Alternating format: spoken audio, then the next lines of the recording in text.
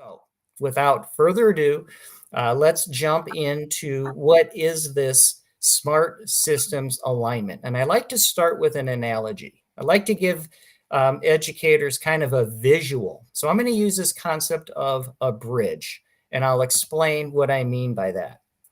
I want you to think about where you are today in your improvement journey. You are on one side of the bridge, and as you look way down on the other side, that's what we call our point B.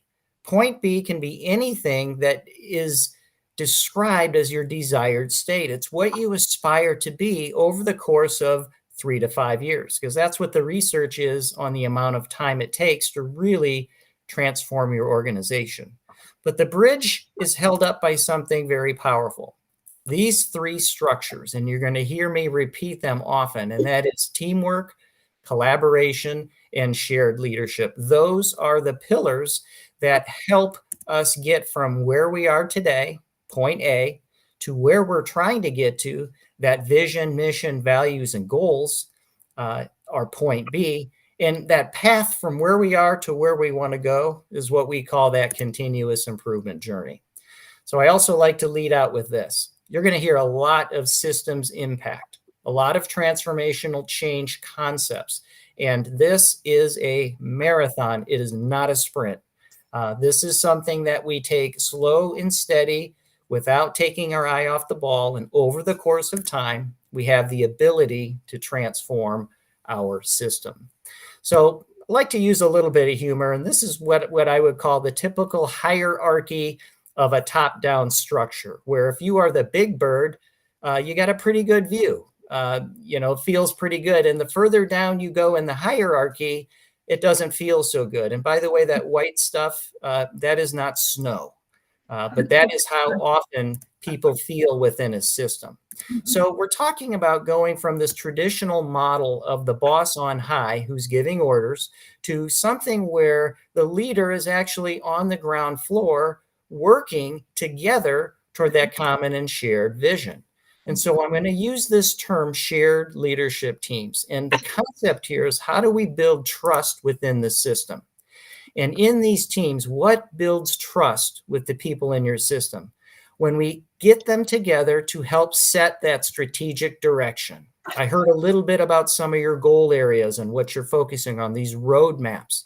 How do we bring people together and actually solve problems, analyze data, look for different solutions? And of course, that key word, and Lori, you touched on this, is that data-driven decision-making concept.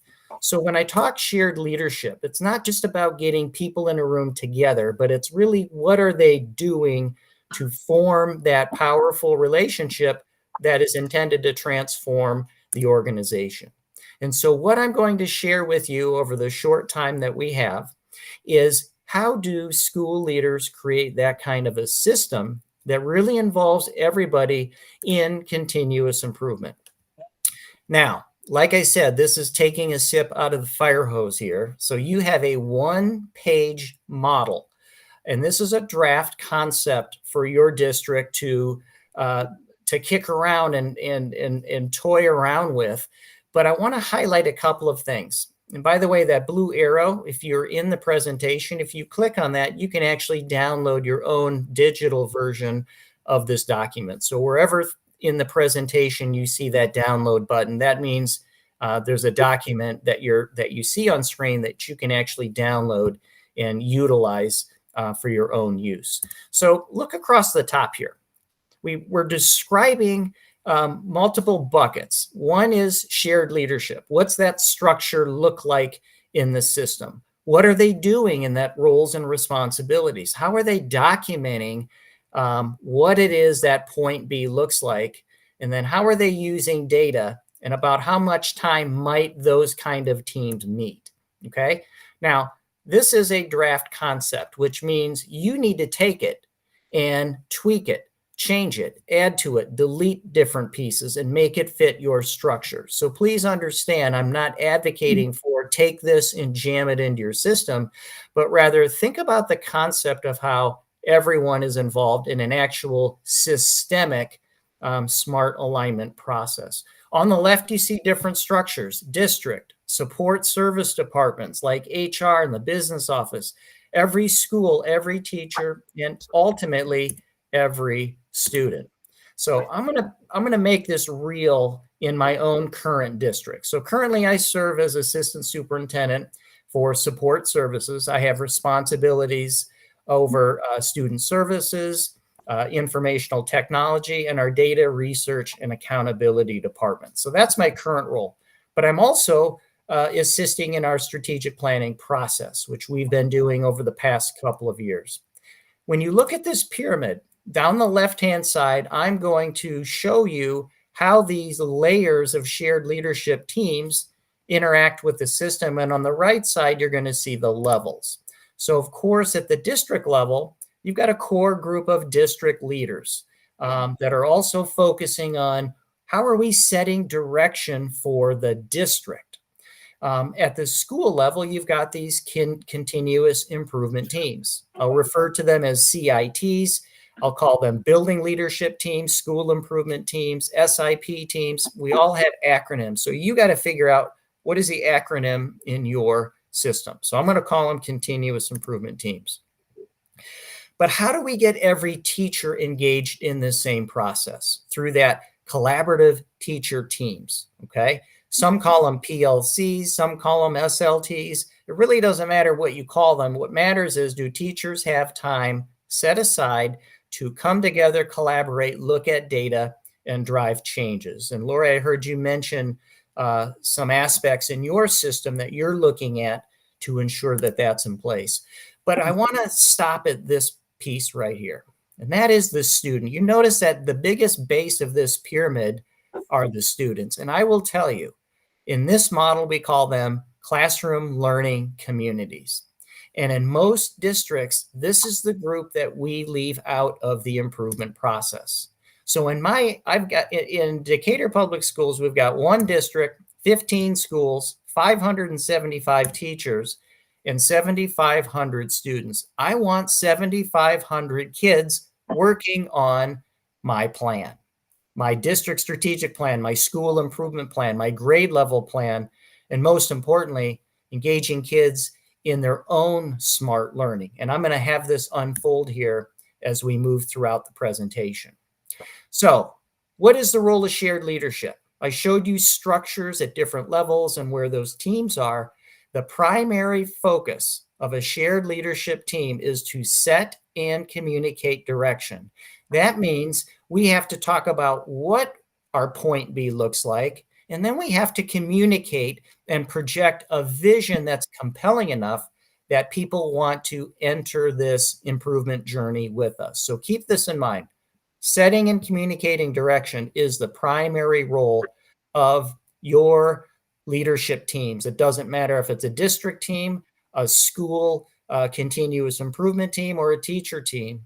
The concept is, what are we doing and how do we communicate what that is so people can get on board? So this is just a simple graphic that kind of shows these 4 layers and levels.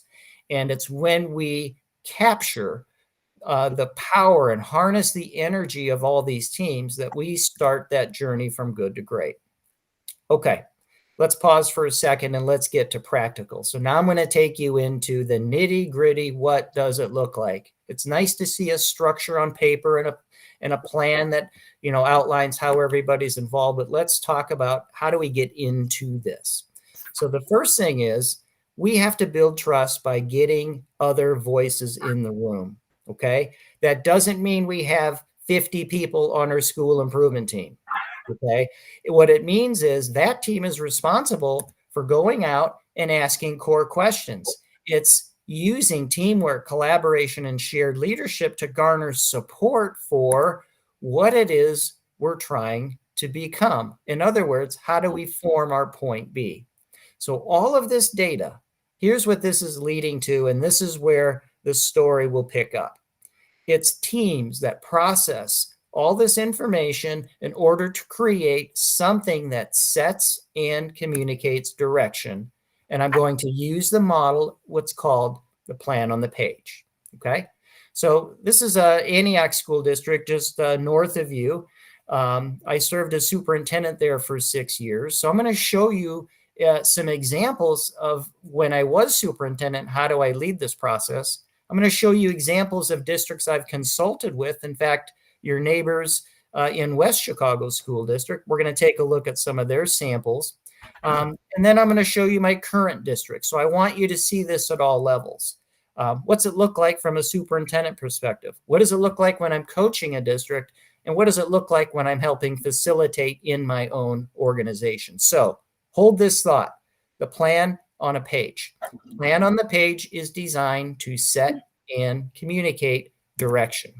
Okay. If you're interested in the plan on the page, I wrote an article several years ago with school administrator called Plan on the Page. And guess what? It's a real easy read. It's one page.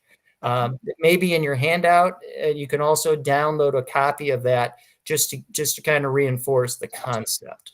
There's not enough time today to get into the intricacies of how to do the plan on the page, but there's lots of information you can follow up on. All right.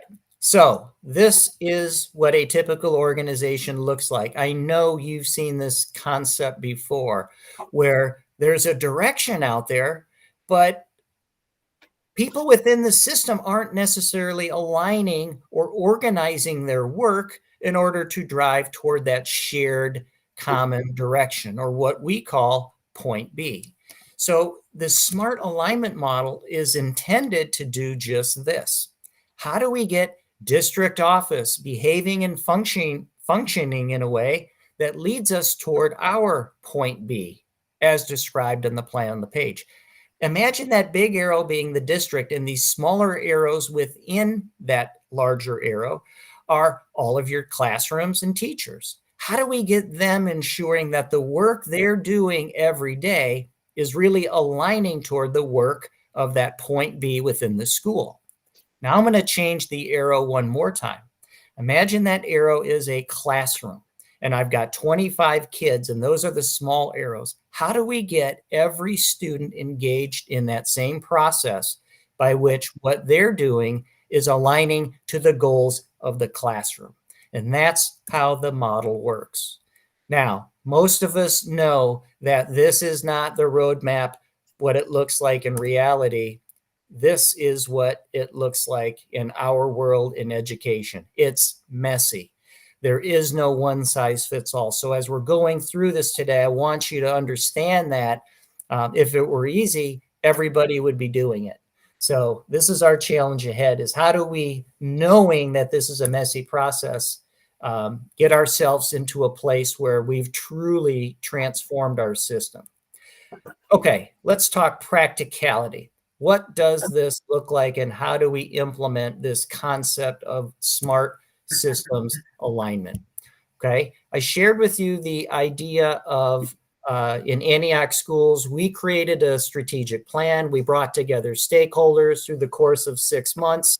We got all that feedback, and it was the district leadership team that took all that feedback and said, how do we form mission, vision, values, goals? But I will tell you this, if your district strategic plan is truly a district plan, nobody else really cares a whole lot about what's in that plan.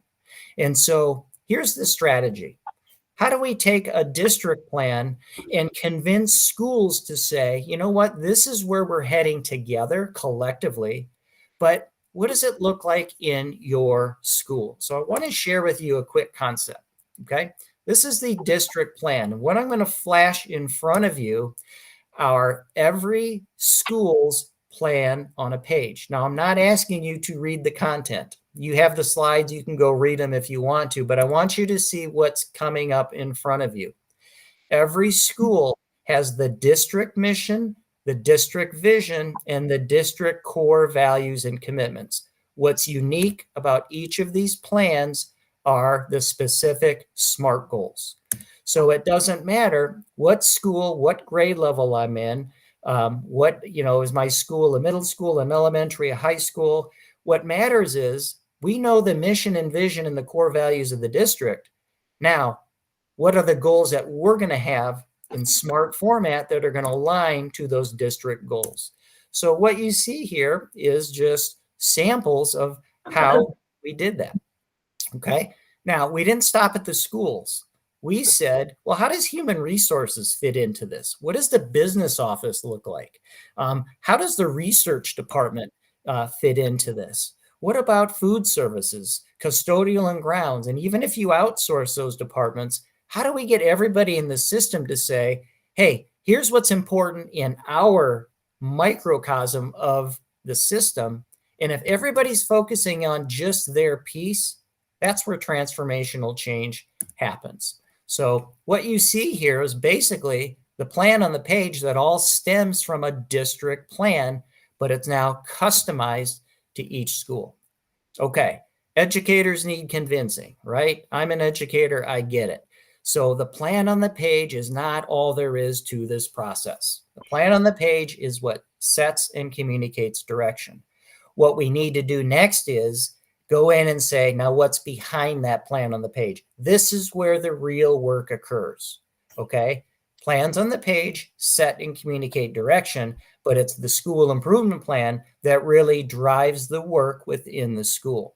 So what you're seeing here on the left, you see the download. If you want to download that plan on the page, you can get a full version of it. You can also get a full version of one of the school's school improvement plan. Okay. For our purposes today, I only have enough time to give you some snapshots. But here's what I want you to look at. Back on this plan on the page, which stemmed from the district plan and is now a school plan, now what we do is say, how do we get every grade level engaged in that process? And so you're going to see second grade looks at their MAP scores. And they say if our school goal is 56% by the end of the year, but second grade is currently at 48, what's going to be a smart target for our grade level? And then from that, we say, what does an action plan look like?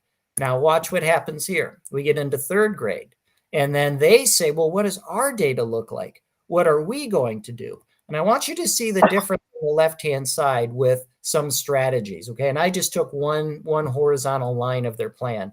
They're going to, students complete nonfiction, book, look, worksheets on text features. That was important at second grade, but look what third grade said.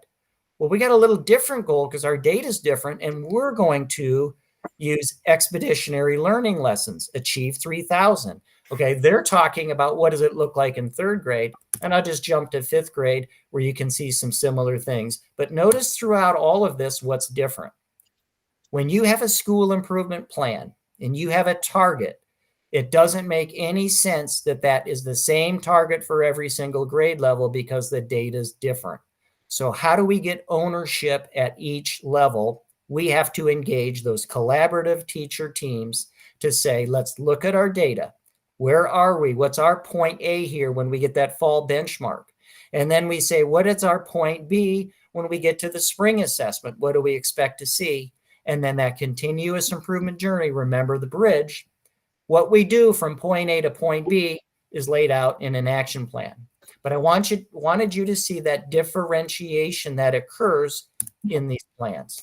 Okay. Now, again, I'm going quick here, but I want to give you concepts. So let's switch to West Chicago schools. I've had the opportunity, I still do consulting, even though I'm a full-time educator, assistant superintendent. I do utilize some of my time in the consulting world. West Chicago is one of my most recent clients.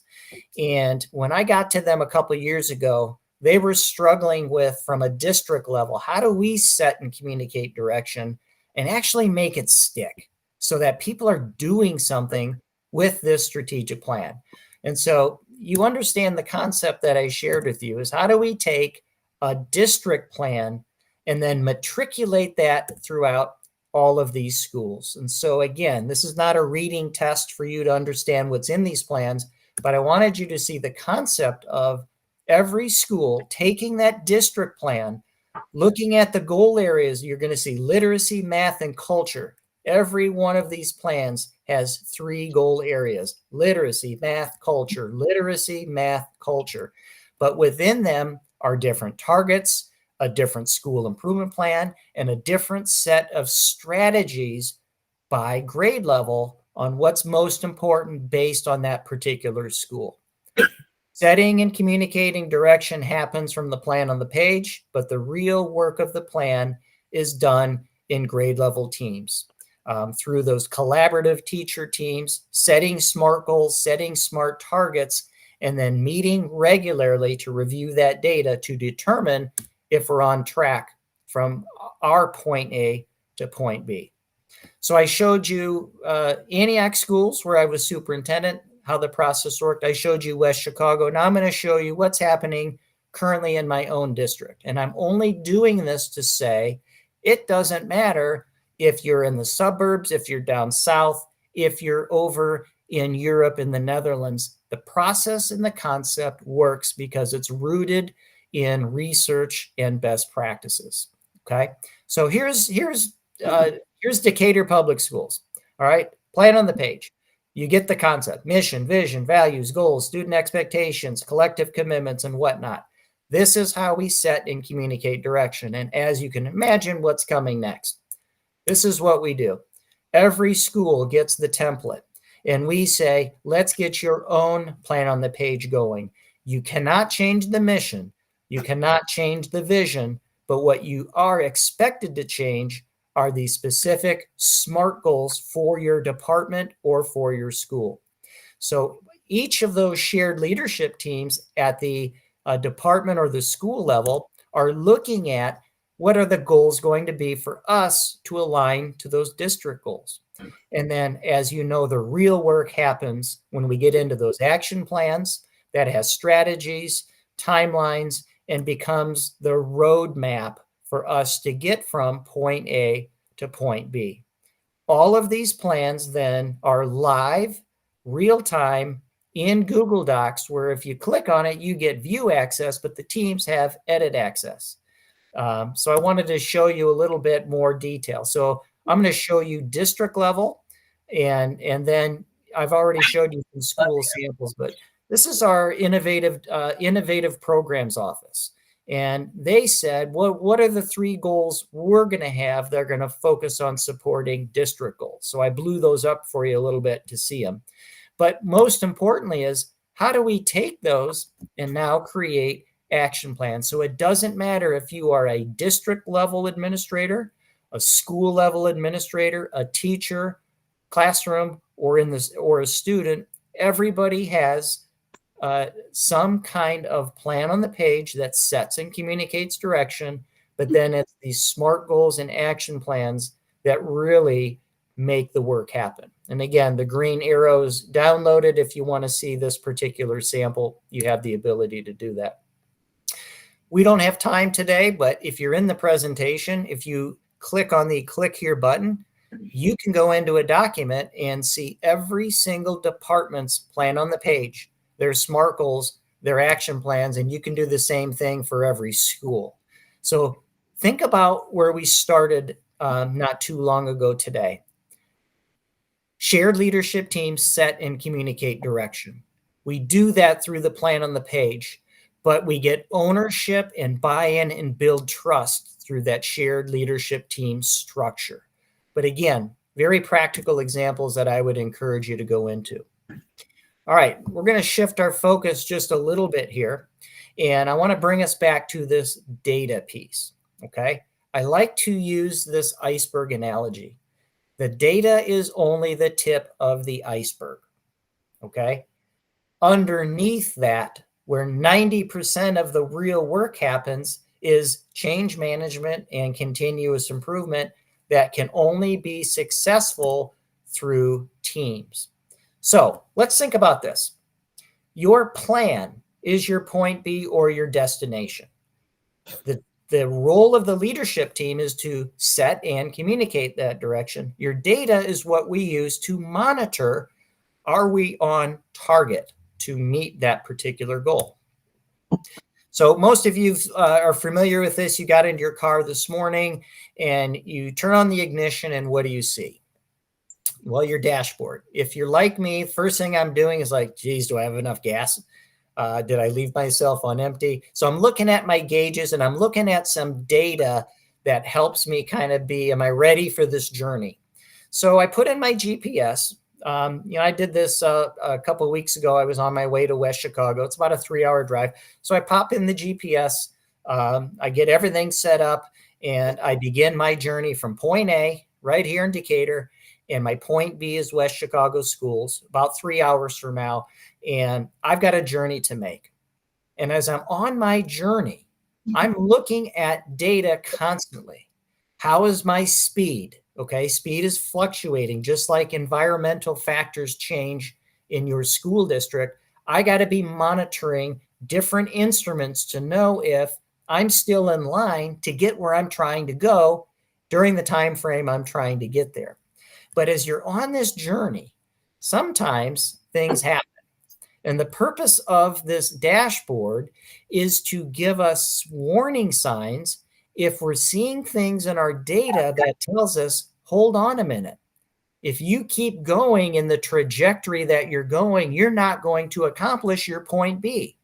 And if we don't pay attention to these in-process metrics, we could find ourselves on the side of the road with a flat tire or a blown engine. And so if we don't have dashboard measurements or any way to monitor our progress, we run the risk of working very, very hard from August until May or June, only to find out that we did not get where we were trying to go because we didn't have a metric system. We didn't have dashboards, and we didn't see any warning lights to tell us, hey, take a look at this, pay attention to this, because something's happening in your system that is going to keep you from your point B.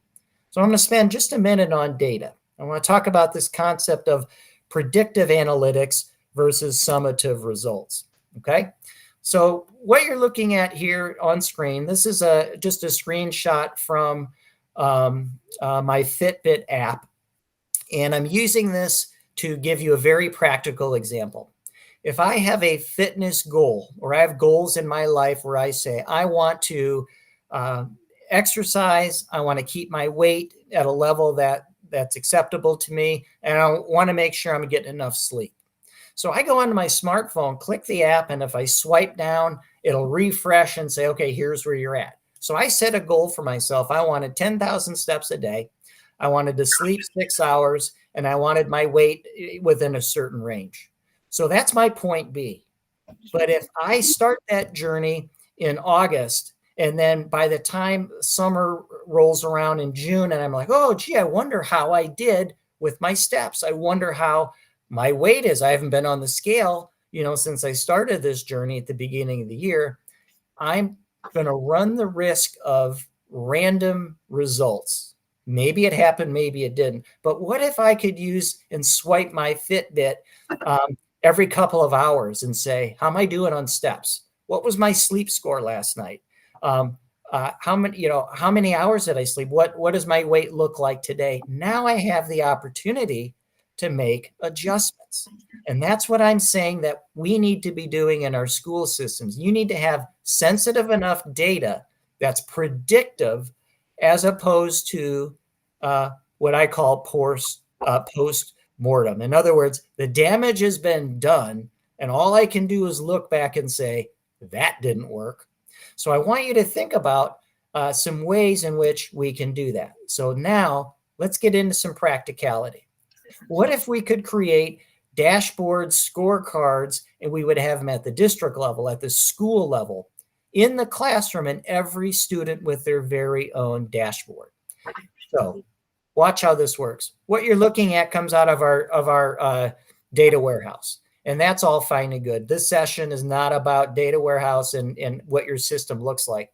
I'm going to propose that it's important to have these, but we have to have something that looks more like this. This is a school. If you walk in the main entryway, they have a 4x8. What used to be the traditional bulletin board is now a data center. And when you walk in, you can see what the SMART goal was for PBIS or behavior.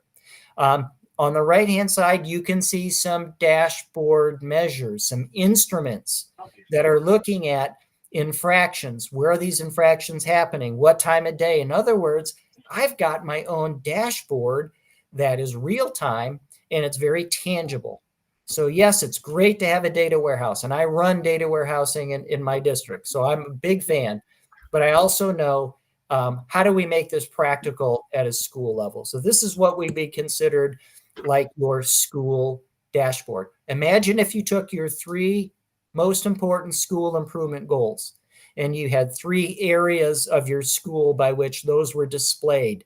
Now you're setting direction and you're communicating direction. Now you have dashboards with instrumentation and warning signs, if need be, that tell your team, hey, I see something going on here that we need to address. So this would be your school dashboard. Here's classroom. Again, data warehouse page, great, but how do we make this real for teachers and kids? So you've seen this concept before. I know some of the history of your district, and quality and continuous improvement is a structure that you've had, and some of you may have fond memories and not so fond. But regardless, I want to share some concepts that give you a real opportunity for classroom teachers to say, what's the dashboard look like in our classroom? In other words, what does point B in this classroom? What are the SMART goals, and can we create dashboard and data measurements that give us the opportunity to see how are we doing in that process? So we're going to take a look here. I'm going to show you quick. These are called trailers. They're little 1-minute vignettes that I created that allow someone in 1 minute to get a visualization of the important concept here. So let's take a look.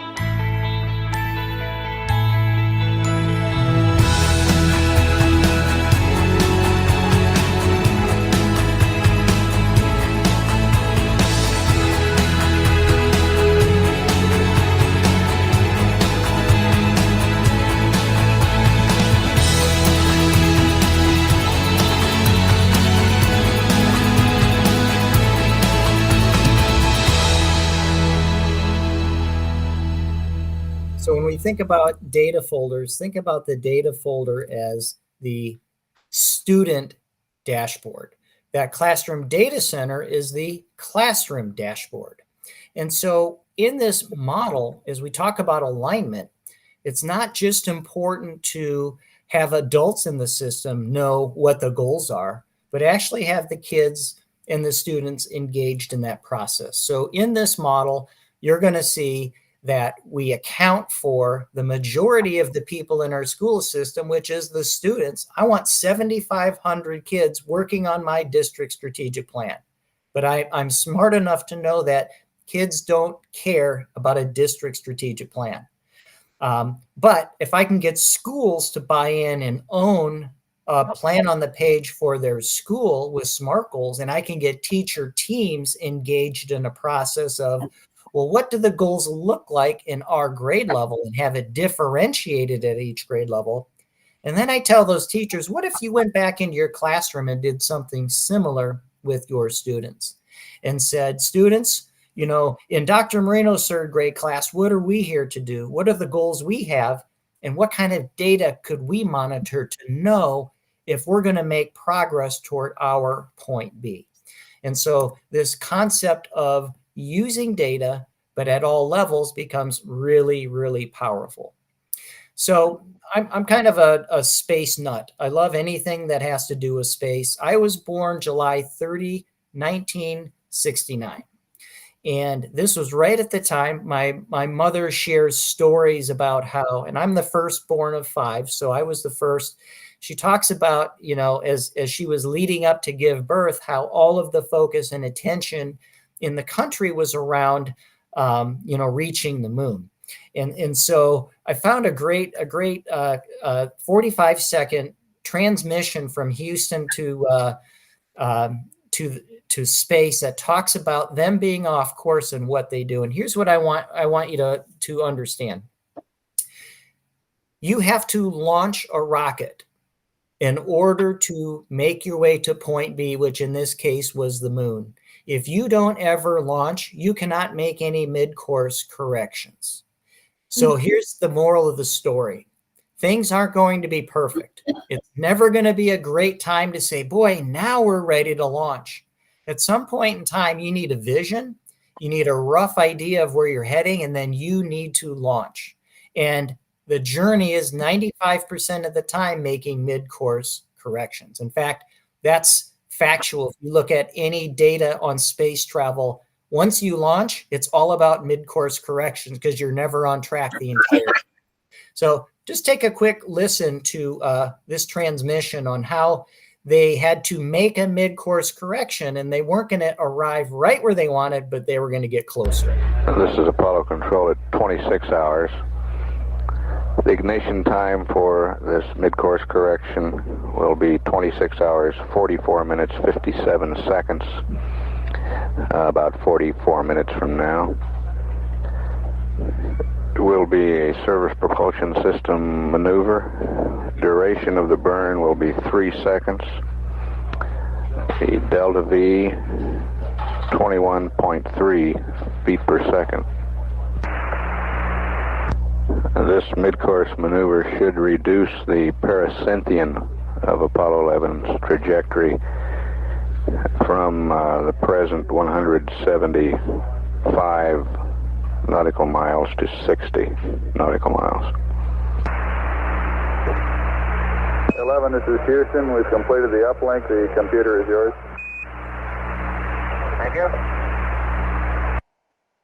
So when we talk about this concept of mid-course corrections, what we're talking about is we have to launch, we have to know where we're heading, but we need to know if we don't have a good data system and metrics that are predictive, we may spend an awful lot of time and energy only to find out at the end of the journey that we didn't hit our landing mark.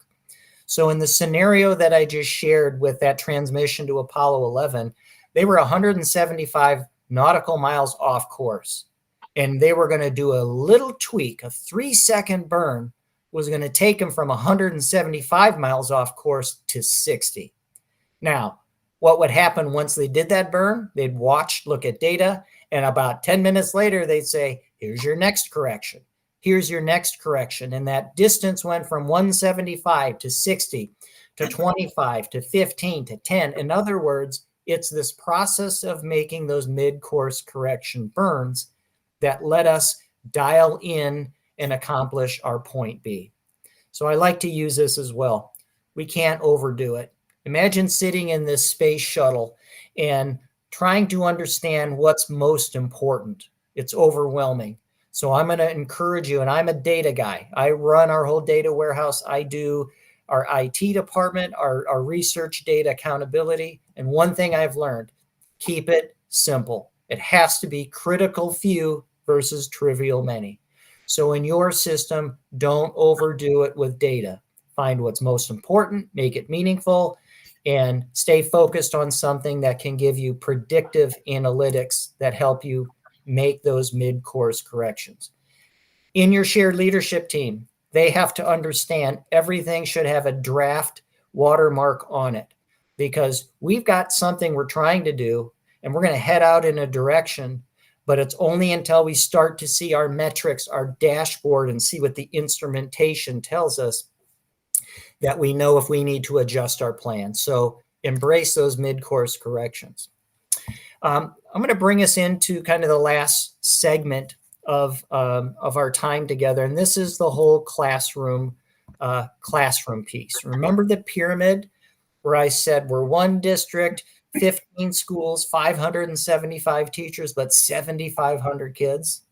Call me selfish, call me idealistic, but I want 7,500 kids working on my plan. So the only way I do that is through this plan on the page concept and this alignment in a smart format that brings it all the way down to the student level. So we're going to take a real quick walk through a classroom. I'm going to show you what is happening in these classrooms. So you're going to see things like ground rules created by students. Instead of kids walking in day one and the rules are set by the teacher, what if we created a classroom learning community by which they created norms for themselves? Because if they create them, they're much more likely to uphold them. What if we helped them answer the question, why do I come to school each day in this classroom? That's what a mission does. Mission is, who are we? What are we here to do together every day? And how will we go about doing it? I'm going to show you a sample on how we do that with kids. Now, ground rules and mission are climate culture. It sets the stage, it puts parameters, it gives you rules, it gives you structure, commitments. But it's not until we get into SMART goals where we start to say, what are we trying to accomplish as a class for our point B? But now, how do we differentiate it from the classroom data center that shows metrics for our class to an actual independent and individual metric called the student data folder? There's some other pieces around this. We won't get much into them, but I am going to highlight toward the end of this, what if, just like we have collaborative teacher teams, and we're looking for job embedded time for those teams to come together on a regular basis, what if we did the same thing with kids? And we said, we're going to have a classroom meeting every week, and we're going to come back to our ground rules, our mission, our SMART goals. We're going to reflect on the progress we're making from the data we're tracking in our classroom data center, and we're going to make mid-course corrections with the students. So if we're collecting real-time data daily or weekly or quarterly or whenever your unit assessments are in, I know that that's work that you're doing right now in your district, is getting those common informative assessments. What if we could engage kids in that same process and we gave them time together to say, what mid-course corrections do we need to make in our system? So I'm going to do a little show and tell for just a couple of minutes, and then I'm going to bring some closure here to our time. This is just samples of what you might find in classroom ground rules. Okay, I want you to take a look and make some observations. And I'm hoping that as you're doing this, you're picking up on these things. They are 5 or less. I have a rule of 5. If I have to use more than one hand to count something, then it's too much. Remember I said less is more. Remember I said don't overdo it. When we're talking classroom rules, we're talking no more than 5. When we're talking SMART goals, it's typically 1, 2, or 3. So I want you to notice that in both these scenarios, I don't have a laundry list of things, but rather through engaging kids in conversations and using some tools like brainstorming and affinity diagram, we actually let the kids come up with commitments they're willing to make. And I like to use this illustration. I can get compliance by telling them what they need to do and what happens if they don't, or I can get commitment by asking them what kind of a classroom do they want to be part of. And so we turn the table here and we turn it into, what are we going to commit to together? You may notice something else, and those are student signatures. What happens, I just went and converted a lease and bought out my lease for a car, and I had to sign a bunch of stuff, right? That's a contract. It's an agreement. When I have kids sign these, it means, number one, I participated and my voice was heard. And number two, whatever the consensus that came up with this, I agree to uphold it. So now what we're finding through data is 50% reduction in classroom disruptions, because when kids are involved in this, they own it. They take responsibility. What about the why question? Okay, we've all seen mission statements that are a paragraph long that nobody has a clue on. In this model, what we do is create a one sentence that describes point B, and it says, who are we? What are we here to do? And how will we go about doing it? And teachers start their day in these classrooms with a review of the ground rules and a review of the mission. But they don't just read it. Reading's fun and it's nice, but to get kids engaged, we've got to do some other things. So what you're seeing here is a classroom mission. And when I walked into this classroom when I was superintendent, the kids said, "Hey, Dr. Marino's here. Can we do our mission?" So I got out my phone and I recorded what they were doing. And this is what it looked like.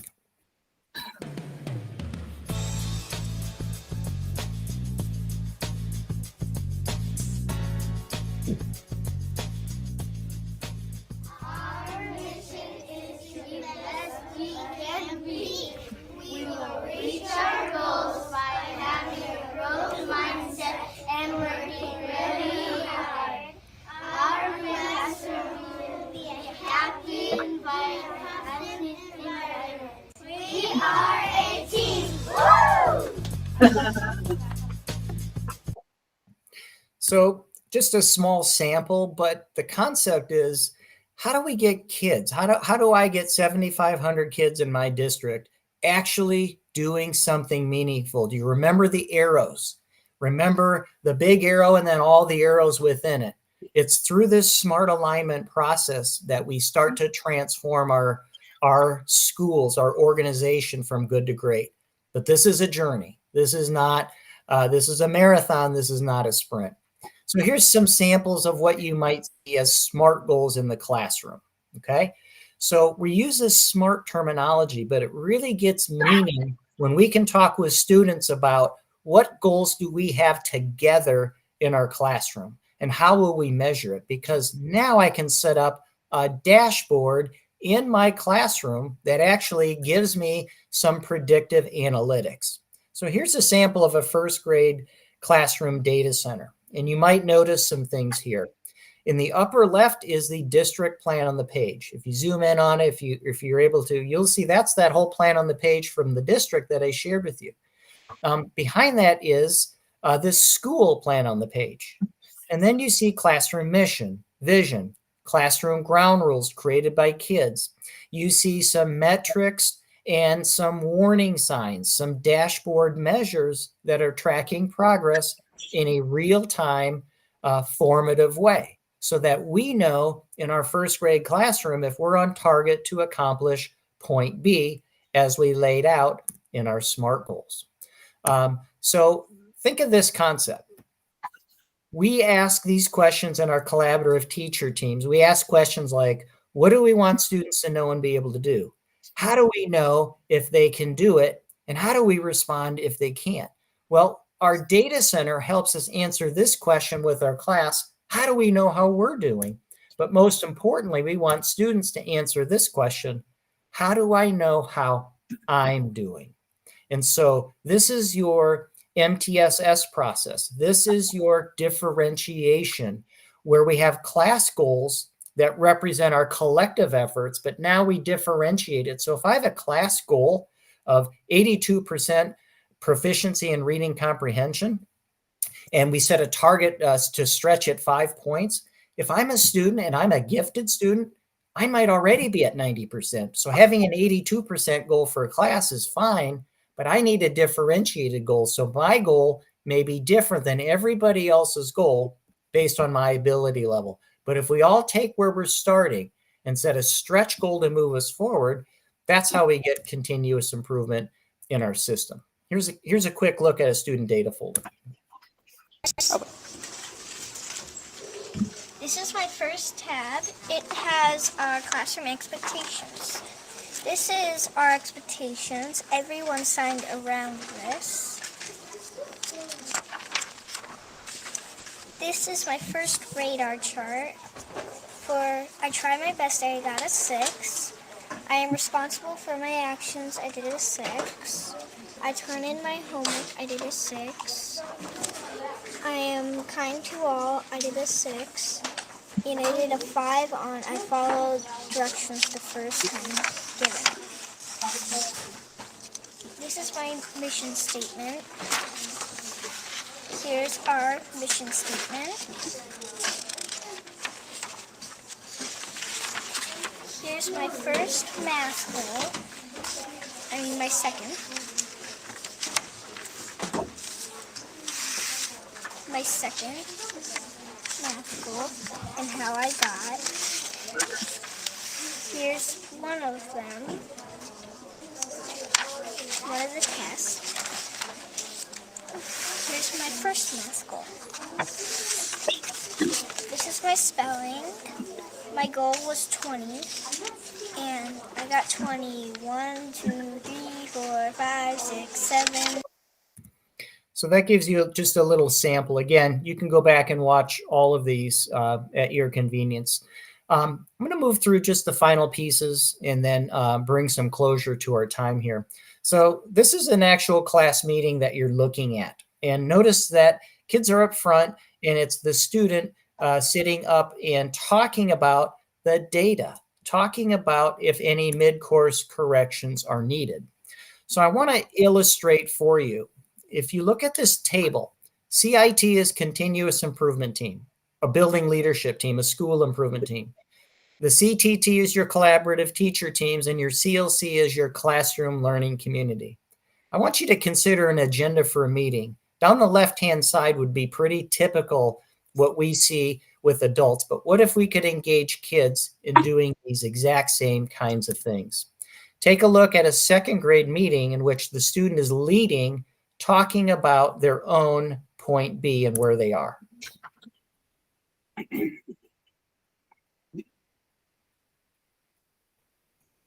My name is Mrs. Koltoff, and we are demonstrating a student-led class meeting, and this is second grade. Okay, let's start the meeting with our mission statement. The mission of the second graders in Mrs. Koltoff's room is to help others to learn new things and to obey our ground rules at all times. Ground rules for room 244. Be respectful at all times. When working, work hard and quietly, doing your personal best at all times. Include everyone. It's our last week of subtraction, so and we are very good. We have a lot of people. We have 5 people up here. There's no one down under. There's no one under 4, and only 2 people are down in 5, and so we're pretty good. And who thinks what we should do to get everyone up to the top of subtraction? Joy? Well, I think we should keep doing our mixed addition facts and keep doing our home links. That might help us. Okay. Some Madeline? pluses were I loved the chair project, Daniel. I loved a chair for my mother. Jobs. I liked the chair activity. The class did a wonderful job forming groups for our 3D village, and this looks like Mrs. Koltoff's writing. Some deltas are too loud at work time, too slow on spelling. Who agrees with Connor that Mrs. Koltoff was a little bit slow on spelling? Okay. Keep that in mind, though. I appreciate that feedback, and I will keep that in mind for Monday and Friday of next week. And our parking lot issues are, I didn't like a chair from my mother game too much math. Okay. Too loud at work time.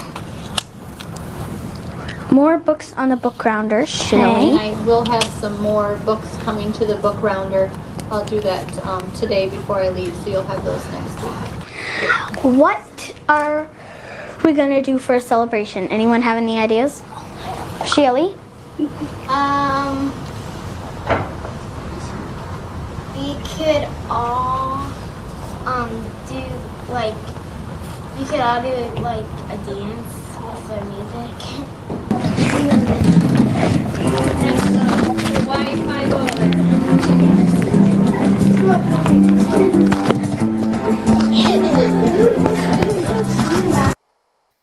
All right. right, so that gives you a good sense of what might happen in a class meeting. The concept is, can we get kids to engage in understanding those SMART goals, knowing what it is we're working toward, problem solving, and having them actually own those mid-course corrections? And that's really what we're about here. I'm going to jump past the, I got a little 1 minute trailer on student-led conferences you can go back and watch. But I'm going to bring it all home here in the next 2 minutes. We started with this concept. This is simply a structure for you to determine if this is something you think would help within your system. But the most powerful piece of all of this is ownership, teamwork, shared leadership, data, mid-course corrections, and really getting everybody moving forward at the same time. So I'm going to end with this piece, and I'll set this up. Does this model work? Okay. The only way it works is through this collaborative ownership process. So I was in Rock Island School District as assistant superintendent, and we let out, for 4 years I was there, we let out this model. And I had gone on, I'd moved on and left.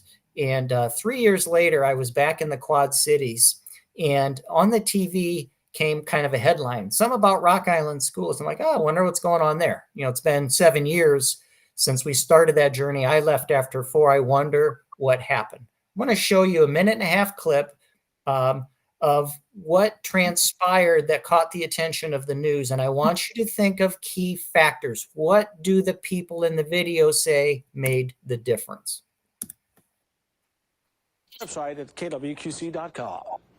Well, many of you braved the cold tonight to enjoy your favorite high school basketball team. And while Friday nights are usually a time to focus on athletics, one area school district is celebrating its achievement not on the hardwood, but in the classroom.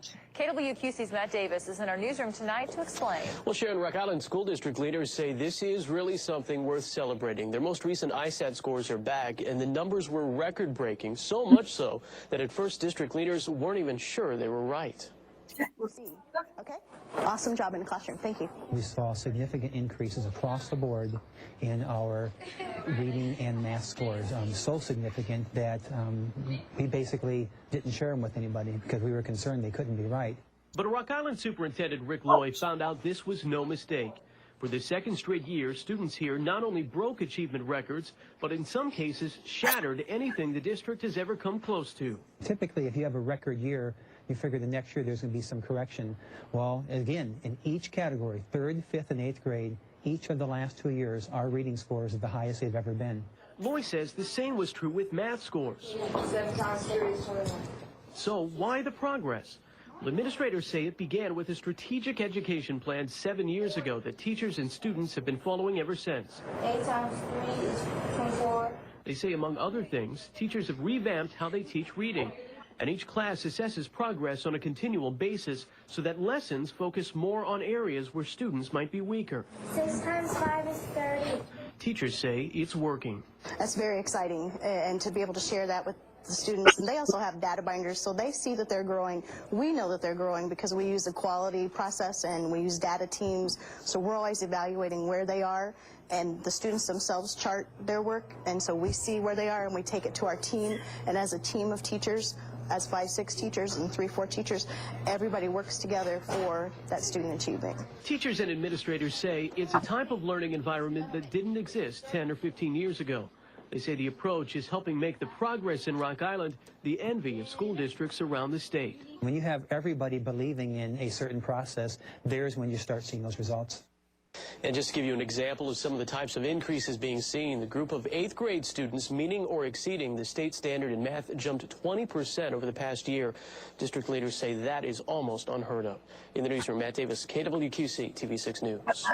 And school leaders say they're hopeful the trend will continue. ISAT achievement tests for this school year are scheduled to be given.